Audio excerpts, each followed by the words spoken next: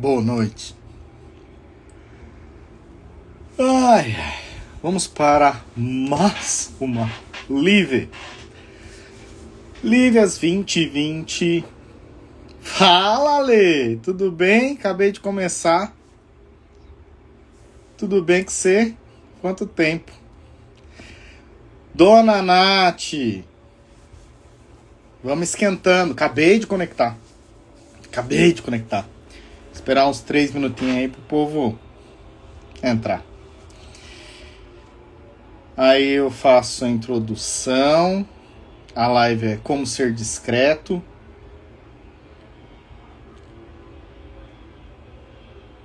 Você é a operadora discreta. Você é quem desenvolveu os métodos discretos e testou os métodos discretos. Vamos lá. Esse começo de live, né, dá uma ansiedade que fica um buraco. O povo tá chegando, aí o Instagram tá avisando todo mundo e tal. Enfim. Me sinto sozinho.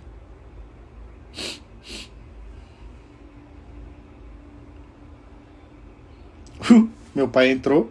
E aí, pai? Espero que tenha chegado bem.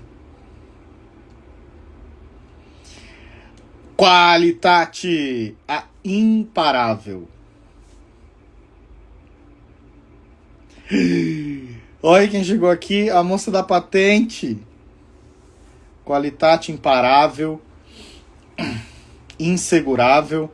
A moça da patente, a Bárbara. A Bárbara, ela é inventora, né? E aí, Patrícia, bem-vinda. A Bárbara é inventora, então aí a gente vai dando as ideias, ela vai fazendo. Se bem que essa ideia não foi minha, não, foi ela. Mas aí é o double check, né? Ela é double check, então é essa dinâmica aí. E as coisas dão certo, né? Mesmo o equipamento falando outra língua. Bom, bem-vindos na nossa live. Já vou começar. A gente está fazendo um trabalho diferenciado aí na área analítica. A gente está criando um movimento bem interessante, bem legal. Onde nós temos algumas soluções de gargalo, etc. É aqui. Tá passando? Aqui é pra gente ter essas conversas assim, ó. Na live. Tá? É pra ter essas conversas assim. O que tá dando certo, o que não tá. Como a gente tá retomando, a gente teve um mês, agora a gente vai ter esse segundo mês aqui, né? Eu vou falar de tecnologia. O maior videomaker da América do Sul, da América Latina, entrou. E violeiro também, e violãozeiro também, e outras coisas também. Bem-vindo, valeu, velho. Ana Paula, Ana Deus entrou. Bom, gente, hoje a gente vai falar sobre... eu brinquei que é como ser discreto. Na verdade, é analisadores discretos, tá? Então, essas lives a gente está fazendo. Tem um conteúdo técnico, né? Eu queria muito que vocês fizessem perguntas, participassem, quem tiver dúvida, seja ela qual for, tá? Porque a ideia é o pessoal conversar, trocar figurinha. Se tiver interesse de entrar ao vivo, né? Me avisa aí também, tá? Pra gente ter discussões, que aí engrandece aí a nossa live, tá? Eu tô fazendo às 20h20, pontualmente, e conforme for evoluindo o assunto, que é um assunto bem legal, conforme for evoluindo esse assunto, a gente estende ela até quando finalizarmos aqui as dúvidas, possíveis dúvidas, e o tema, tá? Eu preparo, que é justamente pra gente ter um norte, tá? Beleza? Vamos lá. Então, vamos falar de analisador discreto, né? Essas tecnologias, agora, inclusive é um dos temas, né? Essa live vai ser separada em 4 partes, tá? A primeira parte, a gente vai falar das origens. Vamos falar de método, porque você é da TZF, não fala de método, né? Porque aí se você quiser ver sobre equipamento, você vai no canal lá do fornecedor, do fabricante, do representante, que eles falam bastante de equipamento. A gente, né, não analisa equipamento, a gente usa o equipamento para fazer análise, né? Método completo. Nós não foge do preparo de amostra. Desculpa, falei alto. Então, né? Então nós vamos começar. A primeira parte da live são as origens, né? Os métodos que os analisadores discretos é a evolução, mas a gente precisa saber a origem, senão não adianta nada você saber a evolução, você não saber a origem, hein? A segunda parte a gente chama de benchmark, tá? Por quê? Porque esse mercado específico de análise, ele está sofrendo uma demanda, e a gente vai chamar de benchmark de segmentos. Então há uma migração. E é interessante porque a gente aqui da TZF, né, a gente adora trabalhar nos segmentos, em todos eles, né? Então clínico a gente gosta, ambiental a gente gosta, alimentos a gente gosta, o industrial que a gente classifica, que é aqueles laboratórios de indústria, a gente gosta, de controle de qualidade. E cada um usa uma nomenclatura diferente, mas a essência, a estrutura analítica é a mesma. E agora, a gente tem tecnologias que um está começando a olhar para o outro, e eu vou chamar isso de benchmark de segmentos, tá? Que é a segunda parte. A terceira parte é o impacto do dias. O fluxo segmentado a gente chama de SFA, e o analisador discreto a gente chama de dias. Ok? Esse a gente vai avaliar na terceira parte o impacto do dias. E a quarta parte, né? Semana passada eu falei do fluxo contínuo segmentado, né? E a quarta parte dá aquela embolada. Tá, Fábio, legal. Mas e aí? Para que eu tenho que usar o discreto ou o fluxo segmentado? Que é dois equipamentos diferentes, as abordagens são diferentes, a estrutura é completamente diferente, mas às vezes faz a mesma análise, né? E aí? E agora, José? Os preços são diferentes também, tá? E aí faz a mesma análise, né? As abordagens dos métodos. Então, no quarto é isso aí, tá? Vamos começar? Beleza. Bom, pra gente começar é o seguinte. Provavelmente, no seu setor de fisicoquímica, na sua análise de fisicoquímica, deixa eu cobrir essa lâmpada aqui que fica me atrapalhando, existem hoje os métodos manuais, certo? Os métodos manuais. Esses métodos manuais, eles vieram de uma bíblia, quer dizer, de um compêndio, que fica mais bonito de falar, dessa lapa, que é o Standard Métodos, né? A gente tem institutos internacionais e tal, que olharam a química, que nós trabalhamos hoje, e falaram, nossa, que bagunça, cada um faz do jeito que quer, que resultado será que tá legal? Que resultado que não tá? Bom, para organizar a bagunça, vamos fazer um livro, certo? E esse vai ser o livro de métodos padrão, Standard Métodos. Então, esses métodos foram padronizados, foram testados, né? Foram validados, e hoje você compra um Standard Métodos, se você fizer de ipsiliteris, é isso que fala? Ipsiliteris, errei, latim, coisa boa. Se você fizer exatamente como está lá, certo? Você garante o resultado, a qualidade do resultado final, né? E a princípio não é necessário passar por um processo de validação, porque já passou, e vocês ouviram que tem que fazer igualzinho está escrito, né?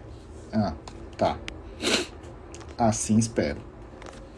Porque a gente chega nos laboratórios, Standard Método tal coisa, então, lá no Standard tá pedindo 50 ml. Não, mas aqui eu uso de 25, tá ótimo. Não, mas tá ótimo, mas você validou? Será que 25 é representativo? Será que não é? Fizemos uns testes por aí, né? Não é só mudar a proporção química ou a concentração, diluir com equivalência que o negócio funciona, hein? Então tá, vamos voltar.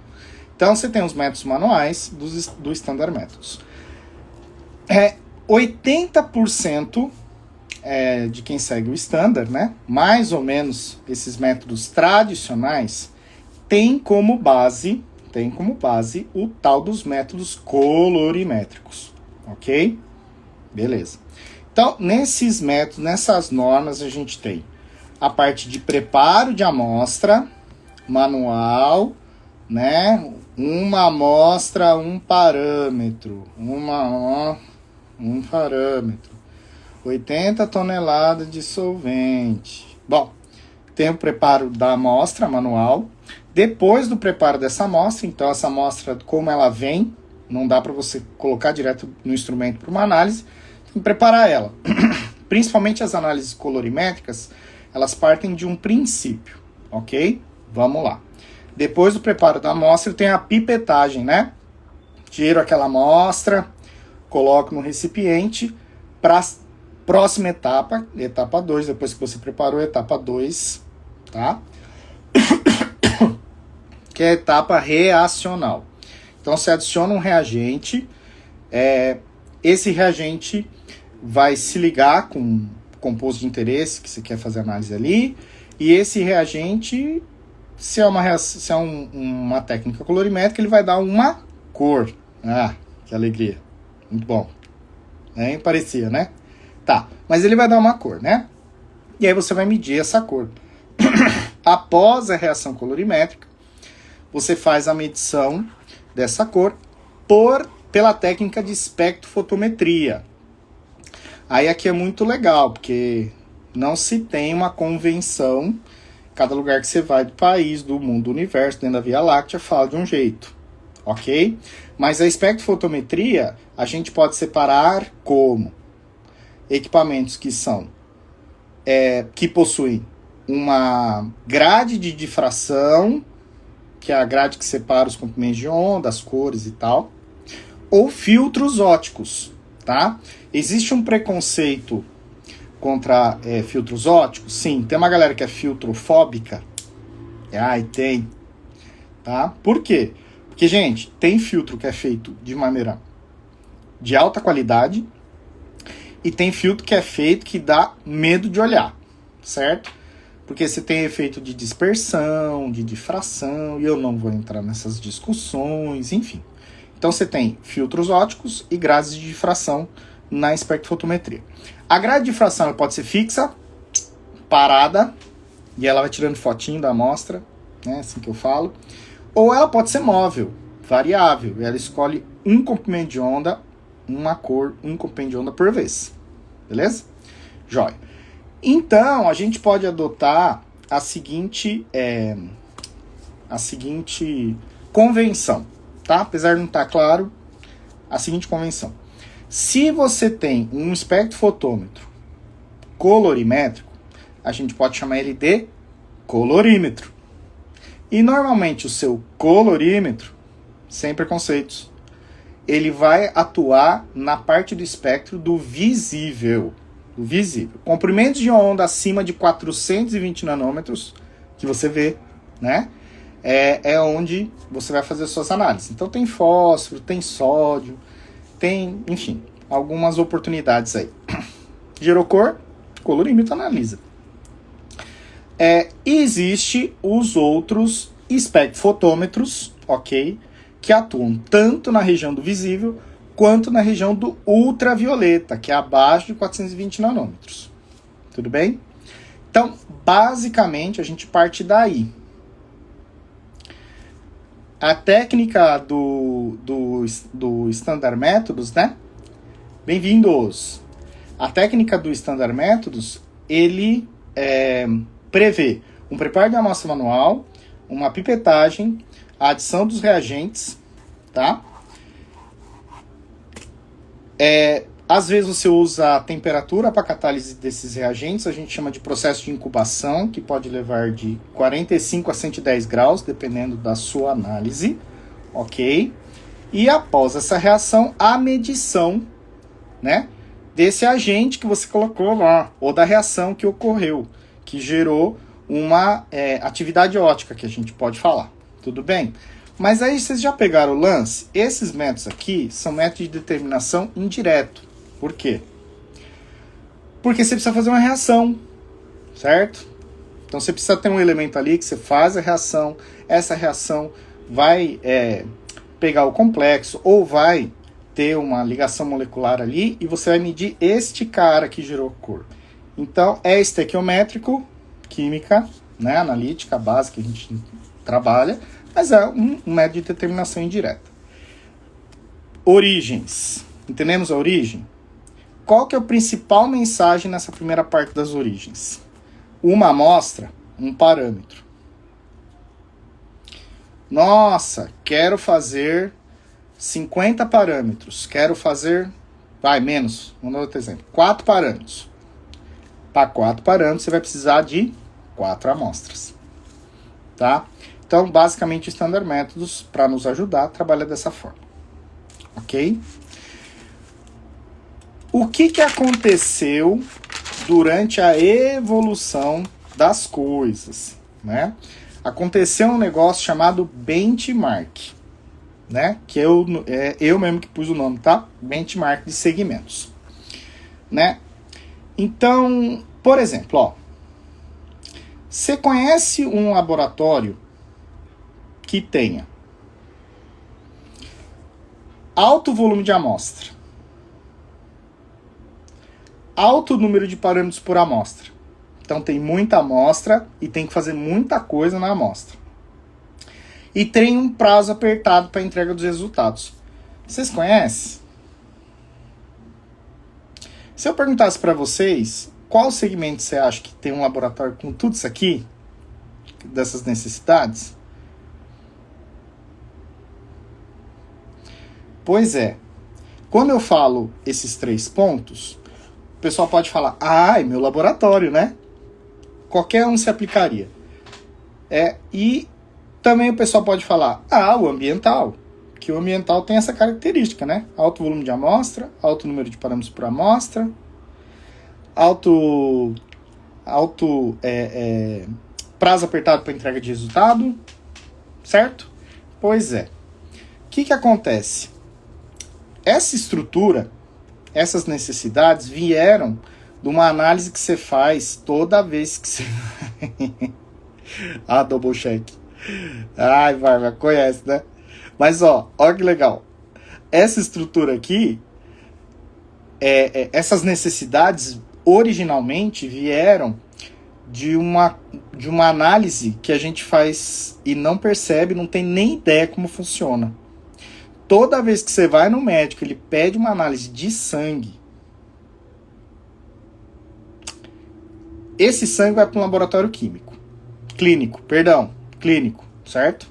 Que não deixa de ser um laboratório químico, né? Mas não tem química, estranha isso aí, né? Mas, vamos lá. O que acontece? A tecnologia e a cultura que evoluiu no laboratório clínico, ele olhou o alto volume de amostras de sangue, que é matrizes com similaridade, né? E a alta necessidade de parâmetros, eles começaram a trabalhar as automatizações, certo? Automatizações foi a primeira coisa que eles começaram a trabalhar. Então, eu preciso de uma máquina, né, que tenha o mínimo de intervenção do operador ou do analista. E não é por nada, não.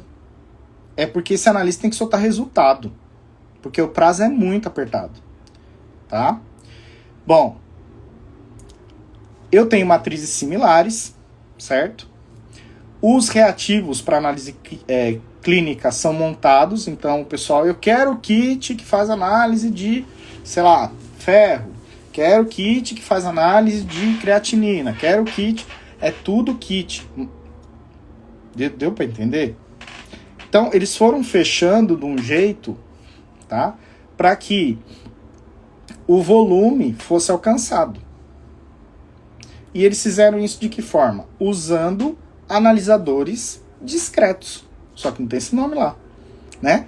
Aí tem o equipamentozinho que ele fala, esse aqui faz toda a parte de hemograma. Olha, esse aqui faz tudo não sei o que, etc. Mas é tudo analisador discreto. Mais de 80% dos exames até hoje, tá? São colorimétricos. Tá? São colorimétricos. Aí o que acontece?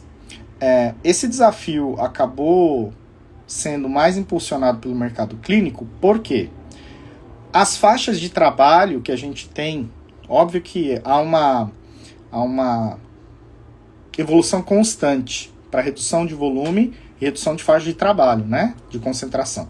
A faixa de trabalho que a gente tem hoje é relativamente alta, né? No mercado clínico, comparado com uma faixa de trabalho no mercado ambiental, né? Bárbara aqui, coitada. Ela faz do 0,1 parte por bilhão, né?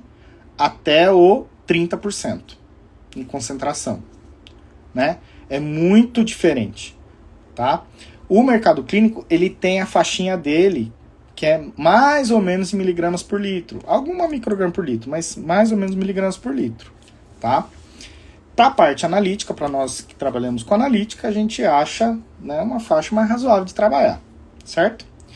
Bom, com tudo isso aqui, né, tem-se essa cultura, né, de ter o mínimo de dependência de operação e principalmente precisão do método, né, precisão do método. Tendo uma precisão, ou seja, o método sendo repetitivo numa sistemática dessa forma, onde o operador vai pegar o kit, pôr no equipamento, pegar a amostra, pôr no equipamento, né? Aí o equipamento faz todo o processamento e ele consegue ficar focado em avaliar controle, avaliar LQ, cut-off, no caso de clínica a gente chama de cut-off, né? Enfim, a amostra, ele tem muito mais tempo para entender a amostra. No entanto, que você pega qualquer biomédico aí, nossa, tem uma amiga nossa aqui, hoje ela não entrou, mas tem uma amiga nossa e detona. E ela é farmacêutica, mas ela detona, né? Ela manja muito da amostra, ela entende o paciente, no caso do clínico, né? Ele não está preocupado com o preparo, com o kit. O preparo, o kit, o equipamento, faz parte do processo. O negócio deles é o fim, tá? Então, isso é muito, muito legal, certo? Além da precisão do método, a repetibilidade para altos volumes, a gente tem a segurança dos resultados. Por quê? Porque se você não perde tempo com a parte de preparo, com a parte de reação, com a parte do equipamento em si, né? Você vai ter um olhar muito mais atento para o resultado, tá bom? Então está tendo uma migração de tecnologia, né? Então, aqueles equipamentos que são os analisadores discretos usados para fazer análise de sangue, a parte clínica, está migrando, né? Teve um gênio que olhou e falou, mas peraí, você faz análise de cálcio? Putz, ó, o outro faz em água. Eu acho que sangue é mais difícil de trabalhar. Vocês não acham? Do que água? Lógico que eu tô aqui... Água, tem umas águas também que não são águas de Deus, né? É das profundezas. Mas, ok? Teoricamente, o sangue ele é mais complexo para você preparar e fazer as reações colorimétricas eliminando os interferentes. Ainda mais em linha, assim, né? Os reativos e tal. Aí, as empresas que já possuem esse tipo de tecnologia estão migrando para outros mercados. O mercado ambiental é um dos lugares mais interessantes para essa migração, tá? Por quê? Porque as matrizes acabam sendo mais limpas e ele consegue usar o mesmo mainframe, quase que o mesmo protocolozinho. Porém, não é para qualquer tipo de amostra. Ok. Mas entendam isso. Quando a gente fala de analisador discreto, não é uma tecnologia nova. É uma tecnologia que já está muito consolidada no mercado de análises clínicas. Muito, muito mesmo. Tá? Simplesmente é uma migração. Outra coisa interessante. Na análise discreta, você não muda o seu método. Ele obedece rigorosamente os mesmos princípios do Standard Método. Isso dá uma vantagem bem interessante para muita análise. Tá? Só que ele faz de forma mais inteligente, né? Mais eficiente, com menos dor de cabeça, né? Com mais controle, tá? Por quê? O que acontece, gente? No método manual, tem toda uma questão de se fazer... Eu sempre faço essa analogia, né? Nós aqui estamos mandando carta. Oiê! Você não tá no avião, não? Não é pra você estar no avião. Olha a Rê. Tudo bem, bem-vinda. Você era pra estar no avião. Enfim. Eu sempre faço essa analogia que a gente, aqui no Brasil, nos laboratórios, principalmente nos ensaios físico-químicos e tal, na química analítica, a gente ainda tá mandando carta, tá escrevendo carta. Tem um povo que já tá no WhatsApp e nós estamos ainda escrevendo carta. Então, a ideia de eu fazer essas lives e a ideia de levar essa informação para você, a TZF levar isso para vocês, é para vocês saírem da carta e pelo menos mandar um e-mail. Entendeu? Sair do manual. O manual, ele traz uma série de dificuldades e fora dependência, tá? Não acredito. Saudade de você, hein? Saudade de você. Machadinho. Oiê. Bem-vinda. Bom, então, o manual, ele traz esses problemas, né? Principalmente... Bom, vamos lá. Tem a preparo de amostra, uma fonte de problema razoável. Pipetagem. Sim, também. Incubação e reação colorimétrica. Essa etapa da reação, tá? Gente, é muito complicado. Por quê? Porque você tem dispositivos que vão ter volumes altos, né? A gente tá falando de faixa de ml, mas razoavelmente altos, onde você precisa estar a 35 graus, ou a 45 graus, ou a 110 graus, ou a 85 graus, ou a 90 graus. Vocês acham que se eu aumento o volume, eu tenho uma velocidade de aquecimento menor? Não. Uma eficiência de transferência de calor melhor? Não. Fica tudo mais difícil, né? Aí tá mais ou menos reagido no tempo, porque você tem o tempo de reação e a temperatura. A temperatura não está adequada e às vezes o tempo de reação não está de acordo com as metas de entrega de resultado. Aí o que acontece? Tira e vai analisar no espectrofotômetro. Aí não dá o resultado, não dá a curva, não dá a recuperação, dá alguns problemas com algumas amostras. Ai, não sei de onde veio. Faz tudo de novo do mesmo jeito. Mesmo resultado, tá? Então, como é um ponto bem crítico, né? Lógico que a gente está com foco aqui na automatização, mas é um ponto crítico analiticamente o método manual, porque conforme vai aumentando o volume, você vai perdendo algumas coisas e vai aumentando seu retrabalho. Esse é um dos maiores problemas. Bom, voltando. Benchmark, segmentos. Está saindo do clínico, indo para o ambiental. É a mesma máquina? Tem algumas modificações. Os métodos não são os mesmos, mas a tecnologia é a mesma. Tudo bem? Beleza. Bom, para a gente ter uma ideia, deixa eu mostrar rapidão aqui. Vai ficar tosco, mas funciona. Ó, esse aqui é um exemplo de um analisador discreto, certo? Então ele vai ter o robozinho aqui, ó, que vai fazer as transferências. Eu vou ter o banco de amostras, eu vou ter o banco de os reativos, né, reagentes e tal, etc.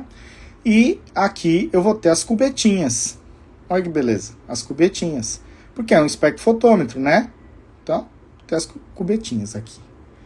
Deixa eu mostrar aqui na prática. Ó por cima. Então eu tenho aqui os reagentes que eu vou colocar no equipamento, né?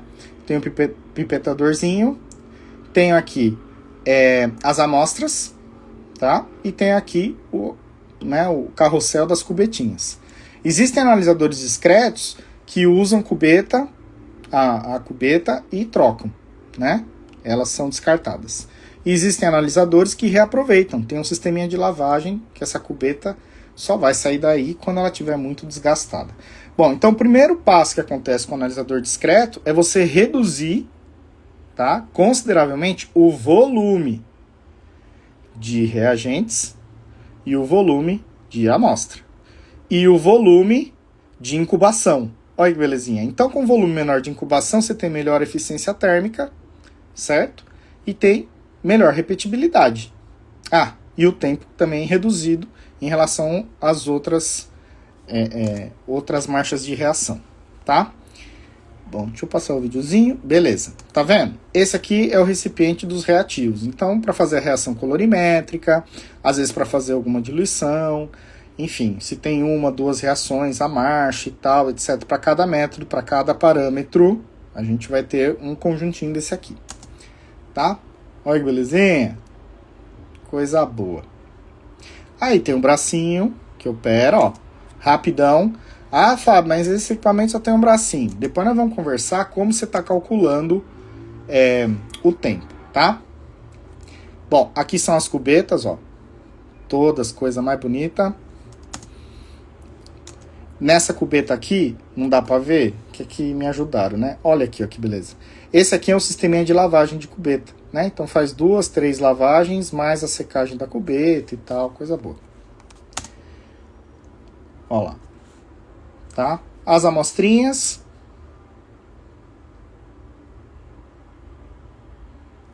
As amostrinhas e boa. Basicamente o equipamento ele é assim. Só pra gente ter uma ideia. Você já deve ter visto uma... Aí, voltou. Só pra gente ter uma ideia. Então esse equipamento basicamente vai ser assim. Certo? Bom, o analisador discreto ele traz alguns impactos para sua rotina, tá? Impactos verdadeiros no laboratório. Então, primeiro impacto, vocês viram? Redução de volume. A gente sai de mLs e vem para baixos mLs e microlitros. Então, o volume de reagente, né? Esses reagentes você pode preparar ou pode comprar pronto. O volume de reagentes demora reduz bastante. Então, o primeiro impacto de custo, assim, ó, ralo, é o reagente, tá? Os reagentes colorimétricos lá para incubação. Segundo, a produtividade. Agora nós vamos conversar, né? Por quê? A produtividade, ela é impactada a amostragem, né? Então, o amostrador mesmo acaba pegando as amostras, então você pode deixar bateladas e bateladas de amostra ali dentro, tá? Ui, bateladas e bateladas de amostra. E aqui, gente, nós saímos do seguinte conceito. Lembra que eu falei uma amostra, um parâmetro? Aqui a gente consegue trabalhar num sistema de multiparâmetros sequencial. Quando a gente fala de demanda, a gente pensa muito nas amostras. Por quê? Você tem aquela coisa, uma amostra, um parâmetro, né? Só que aqui o negócio muda. Por quê? Porque aí eu vou começar a falar de quantos parâmetros você vai fazer diariamente, né?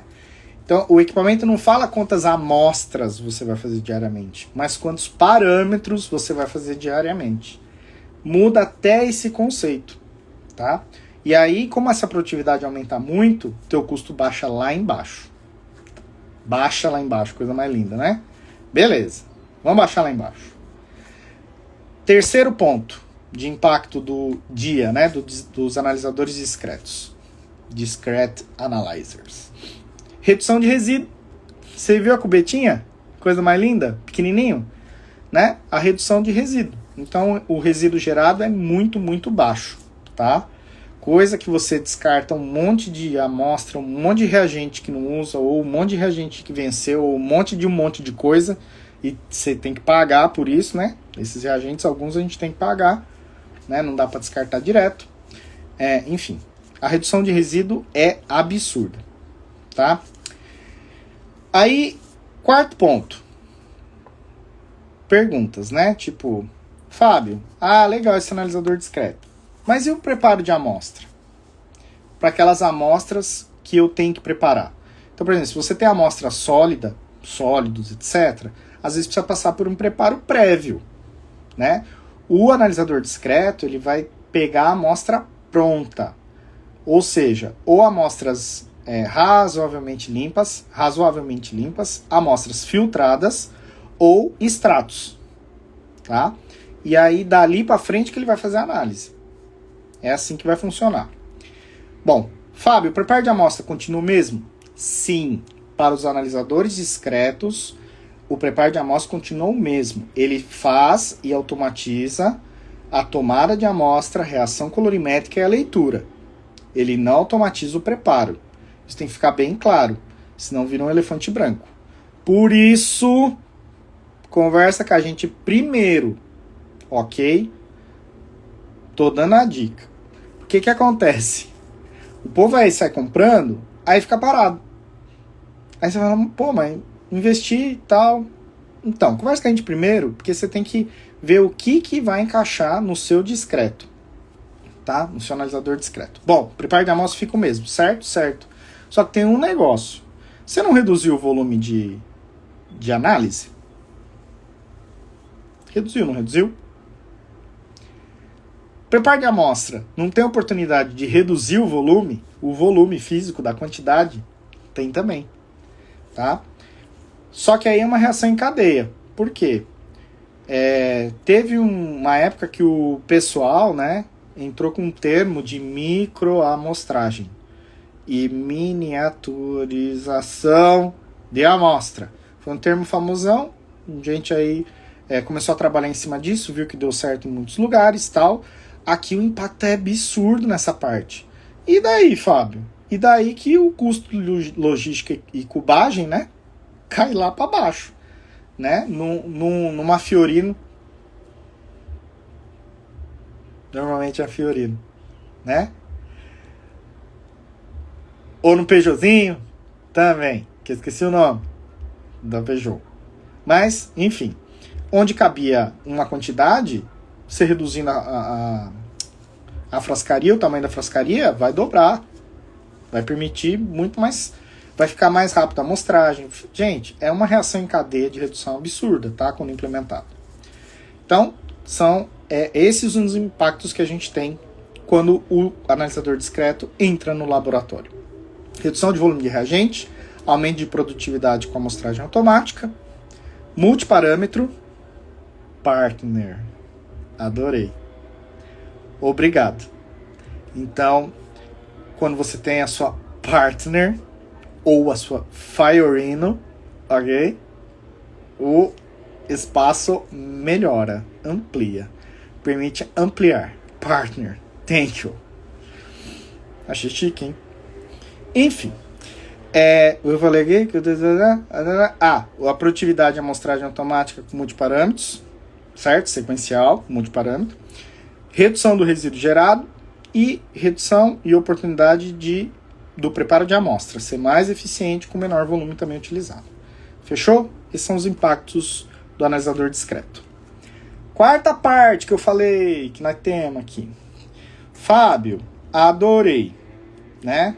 Eles fazem análise do quê? Todas as análises físico-químicas da parte cianeto, fenol, nitrogênio, nitrato, cromohexa, a série dos fósforo, né? Os fósforos também, ele também faz, que o pessoal faz muita análise de fosfato, fósforo orgânico, fósforo inorgânico, os fósforos, tudo ele faz. Os metais em geral, né? Em concentrações de ppm, né? Existe até um trabalho que a gente está fazendo, que às vezes, em termos de custo, é mais interessante você ter um analisador discreto do que uma absorção atômica. Falei baixo, né? Mas toma cuidado, tudo depende da listinha de elementos que você quer fazer, o artigo que você tem que atender, tá? E tem coisa que também não consegue fazer. Ou ele consegue fazer e não atinge os limites. É um colorímetro, gente, né? Temos limitações aí da lei de Beer. Beer is good, ok? Beer is good. Mas a lei de Beer nos limita, né? Com a parte do caminho óptico, né? Eu sei que você lembra que a absorção é igual à absortividade da molécula vezes o caminho óptico vezes a concentração. Eu sei, tá? Então, se eu aumento o caminho óptico, eu melhoro, eu consigo atingir absorções maiores, limites menores, tá? Então, aqui a gente tem essas limitações. Por isso, tem que fazer algumas perguntas.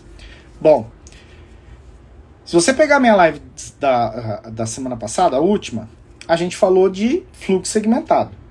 Aí, você está buscando uma solução, abre um catálogo de um fornecedor de analisador discreto, abre um catálogo do fluxo segmentado. Bate um com o outro e fala, vou ter dois equipamentos que fazem a mesma coisa? Não. É por isso que precisa fazer uma triagem, um estudo da abordagem que nós vamos fazer com seus parâmetros. Tudo bem? Eles são complementares. Vai ter coisa que vai valer a pena você jogar no discreto. Vai ter coisa que vai valer a pena você jogar no segmentado. É isso que tem que encaixar na cabeça, e eu vou ser muito honesto. Quando eu comecei a mexer com essas coisas, falei, nossa, mas que redundância, né? Eu faço nitrogênio, não faço nitrogênio no outro. Eu faço cianeto, não faço cianeto no outro. Faço fenol, não faço fenol no outro. Faço fósforo, não faço fósforo no outro. Por que eu vou ter? Né? Qual que eu vou optar? Né? A primeira impressão, mais barato. Óbvio, né? Mas não, eles são complementares, né? O fluxo segmentado, ele traz para você o preparo de amostra em linha, né? Pelo menos para amostras líquidas, tá? Esse não, acabei de falar que não. Então, se você tem um processo chatão de extração e destilação antes, você vai ter que continuar fazendo. O que ele vai te ajudar é que ele vai fazer a parte colorimétrica, que já é uma puta de uma ajuda, tá? Mas é isso. Bom, aí eu fiz o tópico 4 pra gente entender. Passei no horário. Calma que tá cavando. Quando usar o discreto e quando usar o fluxo segmentado. Três tipos de pergunta que a gente precisa fazer. Então tá. Primeira pergunta, né? Sobre a parte de preparo de amostra. A sua amostra é líquida ou sua amostra é sólida, tá? Se a gente está falando do setor ambiental, vamos lá. Sua amostra é água, chorume ice, dica de drink, chorume ice, ou é um solo, tá? Então, isso a gente precisa analisar, se a sua amostra é líquida ou se a sua amostra é sólida, tá? Primeira, dentro do preparo de amostra. Outra coisa dentro do preparo de amostra, o seu preparo de amostra hoje, que tá lá bonitão, você considera ele complexo ou você considera ele simples, né? Simples, digo, uma diluição, né? Ou uma solubilização rápida e depois uma filtração. É simples. Ele é complexo, ele precisa de uma destilação, ele precisa de um extrator. Um extrator. Completem a frase. Aquele que ocupa a capela, que enferruja todo ano, que derrete, que tá sempre sujo, ou tá limpo, mas parece que tá sujo. Aquele. Se você precisa de um extrator, se você precisa de um destilador, se você precisa de tudo isso aí, todos esses aparatos, passa a ser complexo. Tudo bem? Outra coisa dentro do preparo de amostra, a perguntinha que nós vamos fazer. Eu demoro mais de 5 minutos ou menos de 5 minutos para fazer essa amostra? Certo? Então, por exemplo, se a sua amostra é líquida, linda, maravilhosa, razoavelmente complexa, razoavelmente uma matriz, razoavelmente limpa, ou com média complexidade. O seu preparo de amostra é complexo. Olá, bem-vinda. Seu preparo de amostra é complexo e você demora mais de 5 minutos, gente, você não vai para o discreto, você vai para o segmentado, tá? E assim por diante. Nós vamos fazer com cada parâmetro. Beleza? Primeira parte, então, preparo de amostra. Segunda parte, qual a sua demanda? Só que é o seguinte, essa demanda aqui que você vai avaliar é por parâmetro.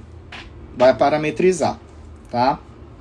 Vai parametrizar. Por que você vai parametrizar? Porque hoje não é quantidade de análises, né? Vai ser a quantidade de parâmetros. Quando a gente vai para um discreto, gente, esse aqui, ó. Esse aqui é o basicãozinho, né? Basicãozinho aqui, ó. Esse aqui, ó. Tá? O pessoal que fica vendo a perninha aí, até aqui, ó. O bracinho, né? Só tem um. Você viu como ele é rapidinho de trabalhar, né? Esse aqui, pra vocês terem uma ideia, ele tem capacidade, acho que para 60 amostras. Minha double check é 60? Acho que é, né? Ele tem capacidade para 60 amostras. Sabe quantos parâmetros ele faz por hora? 300. E eu falei por hora, não falei por dia. Por hora, a média é ele fazer 300 parâmetros por hora. Vocês entendem como a conta na cabeça tem que mudar? Se a gente tivesse uma tabelinha, eu teria amostra e parâmetro, eu inverteria ela. Eu colocaria parâmetro por amostra. 60. Obrigado, do cheque. 60, então são 60 amostras possíveis, certo? Mas que consegue, você coloca 60 amostras ali, mas por hora é 300 parâmetros. Então você precisa avaliar isto, 300 parâmetros. A taxa de um segmentado, ela é um pouco diferente, tá? Ela é um pouco diferente. É alta? É. Mas, no caso do fluxo segmentado, como ele tem a parte de preparo, né? A bolinha tem que andar durante todo o processo, você tem um tempinho ali, é rápido também, tá? Pra caramba. Só que a taxa dele é um pouco menor por canal. Aí vai depender de outros fatores, tá? Então a gente para de ver a amostra, a demanda por amostra, e vê a demanda por parâmetro, tá? E por último, que são 3 perguntinhas, né? Quando usar o discreto e o segmentado, qual o método de detecção do atual método acreditado? Ai, que redundância. Qual o método de detecção do atual método acreditado? Tá ruim a frase, mas você entendeu. Certo? Por quê? Os discretos, eles conseguem trabalhar com a parte de espectrofotometria. Tanto colorimetria, né? Quanto a parte... Fala, Vagnão! Bem-vindo! De espectrofotometria, tá?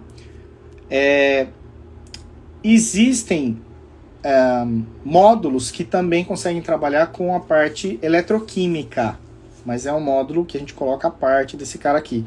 Existe essa possibilidade. Mas, gente, parou por aí. Essas duas possibilidades. A parte de eletroquímica e a parte colorimétrica. O FIAS, né, ou o SFA, o fluxo segmentado, ele permite outros tipos de detectores. Então, ele permite íon seletivo, permite colorimétrico, permite... Fique tranquilo, mano. Obrigado, viu? Pelo carinho aí, viu? De verdade. Esse moço, gente, aqui, ó.